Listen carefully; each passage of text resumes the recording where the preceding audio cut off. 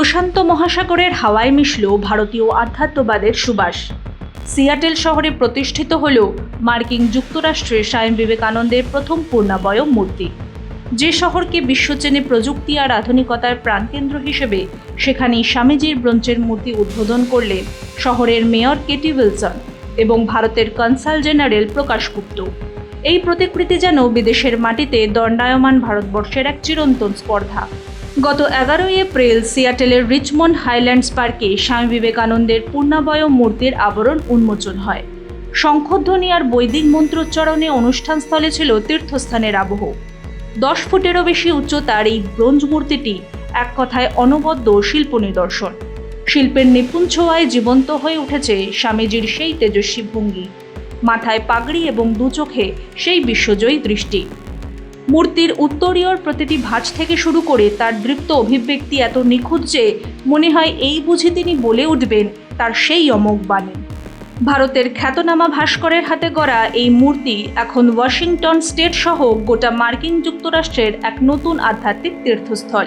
প্রযুক্তির শহর সিয়াটেলে স্বামীজির এই মূর্তি স্থাপনের উদ্যোগ গ্রহণ করেছে বিবেকানন্দ কালচারাল সেন্টার। মার্কিন যুক্তরাষ্ট্রের এই অঞ্চলে বাস করেন কয়েক লক্ষ ভারতীয়। যে শহরে মাইক্রোসফট আর অ্যামাজনের মতো বিশাল সংস্থার দফতর, সেখানে যান্ত্রিক জীবনের যাতনা ভুলে মানুষ যেন নিজের অন্তরাত্মার খোঁজ পায়, এই লক্ষ্যে স্থাপন করা হয়েছে মূর্তিটি।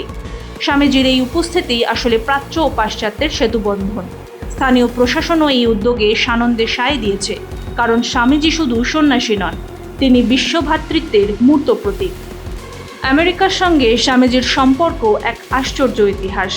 1893 সালের বিশ্ব সভ্যতার মোড় ঘোরানো সেই দিনটি আজও ভারতবাসীদের মতো স্মরণ করে মার্কিনরাও। যেদিন sister and brothers of America বলে জাতপাত আর ধর্মের হাজারো দেওয়াল মুহূর্তেই ভেঙে দিয়েছিলেন স্বামীজি। সেই ভাষণের পর আপামর মার্কিনী তাকে দুহাত বাড়িয়ে গ্রহণ করেছে, আর তিনিও আমেরিকাকে ভালোবেসেছিলেন আপনজনের মতো। স্বামীজি বিশ্বাস করতেন পাশ্চাত্যের বিজ্ঞান আর প্রাচ্যের আধ্যাত্মিকতা হাত ধরাধরি করে চললেই মানবজাতির আসল মুক্তি সম্ভব। 1.5 শতাব্দী পরেও স্বামীজির এই ভাবনা কতটা প্রাসঙ্গিক তা বলে দেয় এই মূর্তিটি। আজ যখন বারবার যুদ্ধ আর বিদ্বেষে রক্তাক্ত হচ্ছে পৃথিবী, তখন সিয়াটেলে স্বামীজির মূর্তি মনে করায় শান্তির পথ।